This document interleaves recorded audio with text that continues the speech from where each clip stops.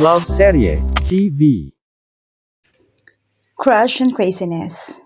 Tunghay natin ang ikatlong bahagi. Bakit kailangan dumating ng tamang tao sa maling pagkakataon? It was summertime.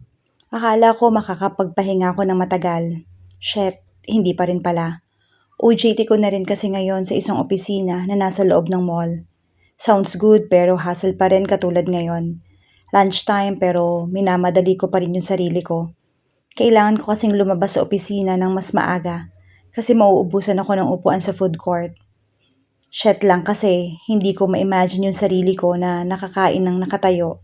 Sabi ni mama, pagtiyagaan ko na lang raw. Pumatak na naman ang 12:00. Sumenyas ng break ang supervisor. Ilang araw na siyang matamlay dahil may sakit raw ang anak nito. Hindi ko na rin inalam. Hindi naman ako tsismoso. Nag-uunahan ng mga paa ko para bumaba gamit ang escalator. Ang dami kong dapat tapusin. Nagmamadali akong pumila sa madalas kong kainan, sa sizzling plate. Kahit madaming tao, pagtsatsagaan ko talagang pilahan ito. Maswerte naman ako. After kong umorder, may nakita agad akong lugar na pwede kong upuan at kainan ng aking pinaglalawayang T-bone steak. Hindi ko na ilalarawan na patay gutom ako dahil may 2 pa akong extra rice na nakaagapay. Pang-10 araw ko na ngayon. Konting tiyaga na lang. Matatapos ko na yung OJT. Hindi ko na madadaliing pang kainin sa loob ng kalahating oras yung favorite kong pagkain. Hindi na rin ako magpapakahirap humanap ng upuan. Excuse me, pwedeng makishare? Medyo napahinto ako sa pagkain ko na may isang napakagandang babae ang bumungad sa aking harapan at nagtatanong kung pwede ba daw siyang tumabi sa akin. Sa bagay, 2 naman kasi ang pwedeng umupo sa lamesa ko ngayon. Pangdalawahan kasi talaga to. Pero balik tayo sa babae sa harapan ko. Sure, have a seat. Ay shit, nagkakanda-utal-utal pa ako sa pagsagot. Ang ganda kasi niya eh. May magic effects ba yung naaamoy niyang mukha? Nakakaakit kasi. Ay mali, napawi niya kasi yung pagod ko pagkasalita niya. Ang sarap naman kumain kung ganito yung makakasabay mo. Umupo siya sa harapan ko. Ang pagkain lang nadala niya, carbonara at breadstick. Chocolate drink pa yung inumin niya. Kaya siguro siya payat dahil sa kinakain niya. Hindi ako makapag-concentrate sa kinakain ko. Para akong busog na nabibilaukan. Ang hinhin niya namang kumain. Parang pag hinawakan ko siya, mababasag siya anytime. Hindi ako makatingin ng diretso kasi baka tinititigan din niya ako. Ang lakas ng dating ng babaeng to. Kuya, okay ka lang? Nabigla na naman ako kasi nagsalita siya. Nakakakita na naman ako ng mga nagsasalitang tao nun. Iba yung dating ng boses niya sa akin. Yung manipis at pink niyang labi na ang sarap tignan. Parang anytime gusto ko na lang halikan eh. Kaya pala. Alan. Manya ka talaga. Alan na lang. Sagot ko sa kanya. Yan na lang yung tawag mo sa akin. Okay lang ba talaga kayo? Tanong niya ulit. Okay lang. May naisip lang ako bigla. Sabi ko na lang. Palusot.com/kinakabahan ako. Ang daldal ng isip ko ngayon. Minsan na lang kasi ako makakita na ganito at makakausap ng babae. Dahil masyado akong killjoy. Sabi ng mga tropa ko. After 10 minutes, natapos na din siyang kumain. At konti lang kasi yung pagkain niya. Kaya pala ang payat niya. Ako din naman, tapos na pero pinauna ko siyang umalis. Ay, peste. Nahihiya ako. Gusto ko sanang itanong yung pangalan niya. Kaso, sa harapan lang ng barkada ako mayabang. Pag ako na lang, wala na. Habang inaayos ko naman yung pinagkainan ko, nakita kong naiwan niya yung panyo niya. Agad kong pinulot yon. Ihahabol ko sana. Kaso, katulad ng mabilis na sasakyan na nakikita ko sa overlooking ng off-food court sa mall, bigla na lang siyang nawala. Inusisa ko yung panyo niya. Nakita ko namang may initial na L&A yung nakalagay. Wala namang masama kung amuyin ko yung panyo, hindi ba? Ang bango. Last 3 days na lang ng paghihirap ko sa OJT na to. Tamad na akong gumising ng maaga at matulog ng sobrang gabi. Gabi na kasi sila nagpapauwi. Gusto ko na talaga magbakasyon sa probinsya. Sawang-sawa na ako sa kaka-photocopy. Konting pahinga lang, sasabihin ka na agad na tamad. Ano maganda sa OJT na to? Ay teka, naalala ko yung babae kahapon. Siya yung maganda sa OJT na to. Yucks, ang landi mo naman. Naguunat ako sa inuupuan kong civil chair nang bigla na ulit magsenyas ang bisor namin. Hindi na masyadong maganda yung nangyayari sa tiyan ko habang naglalakad ako papuntang food court. Una, nilalamig na ako sa sobrang lakas ng aircon sa room namin. Pangalawa, naglalaway na ako sa steak. Pangatlo, nang makita ko sa food court, halos wala ng space para maupuan.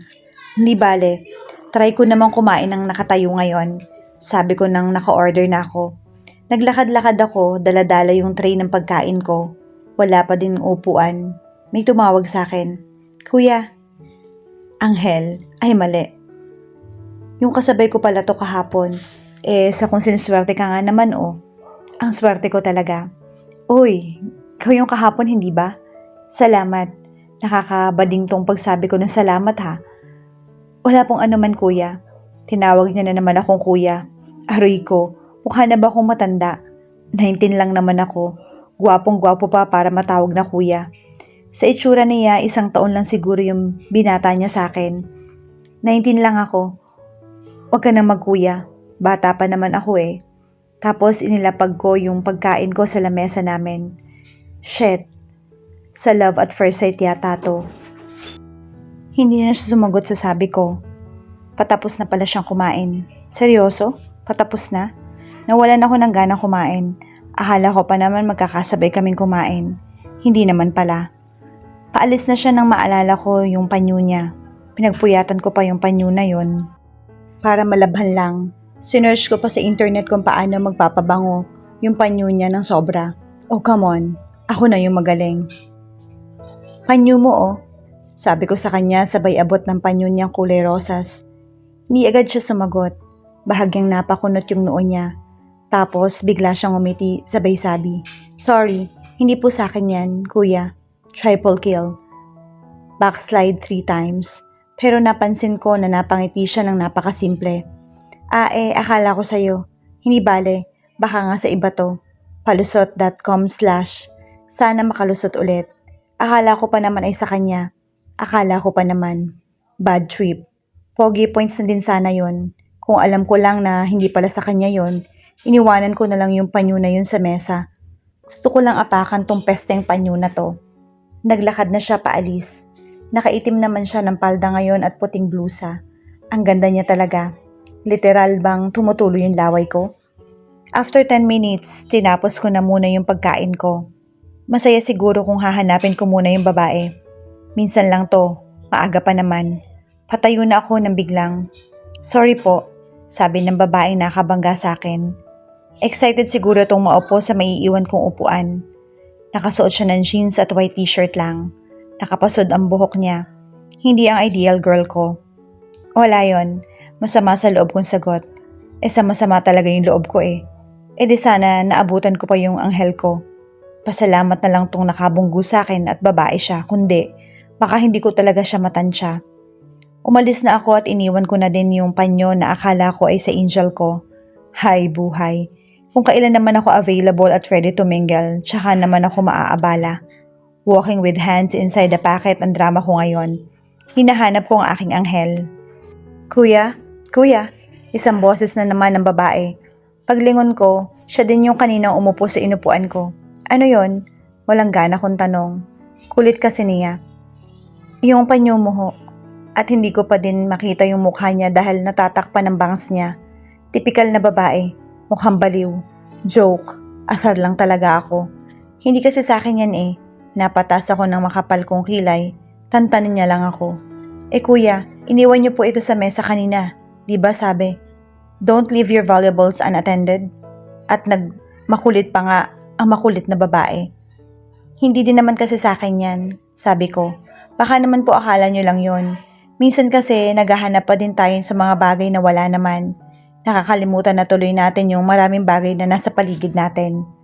For the second time, inabot niya ulit yung panyo. Tinanggihan ko pa din yung inabot niya. Baka naman sa ibang tao kasi yung panyong yon. Iniwan ko na lang siya. Inikot ko na ang buong building pero hindi ko pa rin siya makita. Excited na akong kumain bukas. Sana makita ko siya bukas at sana wala nang humabol sa aking makulit na babae. Pre, overtime daw tayo ngayon, sabi ng kasama ko sa akin. Hindi ko na lang siya pinansin kasi masyado na siyang abala. Ilang files pa yung nakatambak para i-photocopy ko. Kailangan din daw yun within that day. Bakit ba kasi nila minamadali yung mga bagay na pwedeng ipagpabukas naman? Hoy, ang lalim ng iniisip mo ah. Tapos tinapik niya na naman ako sa balikat. Lambingan lang to. Huwag. Huwag kang maingay. Baka maingayin yung bisor natin. Sigaw ko sa kanya. Normal lang sa amin to. Naglalambingan kami ng kasama ko. Antaray mo naman. Porke ba at may chicks ka na, ganyan ka na? Ikaw na pre, ang matinik. At ngumiti lang siya ng sobrang pang-asar. Nakaka-bad trip. Ni hindi ko nga alam kung ano yung sinasabi niya eh. Lo, nakakatawa ka eh no. Manahimik ka nga. Buliyaw ko sa kanya. Pagkasigaw kong yun sa kanya, tumama yung tingin ko sa wall clock. 9:00 na. Anong oras na? Oras na para umuwi. At nandun na pala ang trainer namin. Himala, hindi si Besor ang nagsenyas ng break namin ng kasama ko. Nakapagtataka lang. Nauna na akong umuwi. Inayos ko na yung mabilis yung gamit ko. Napadaan din pala ako ng food court. Shit, nagbabaka sakaling andun ulit siya. Gabi na nga pala. Pero food court pa din naman yon. Gabi na nga lang. Yung escalator na ako. Konti pa. Food court na. Ewan ko, sa tuwing hinahanap ko siya parang nag-slow motion yung mundo ko. Tama na nga, napapangiti ako na mag-isa. Tapos paliko na ako sa may food court nang biglang may nakabangga sa akin. Sorry po kuya, nagmamadali kasi ako.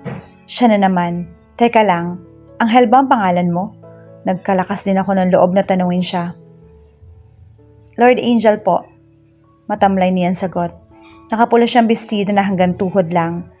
Namumutla siya ngayon. Nagtataka ko kasi hindi naman siya ganun kahapon eh. Lord Angel, LA yun diba? Alan nga pala.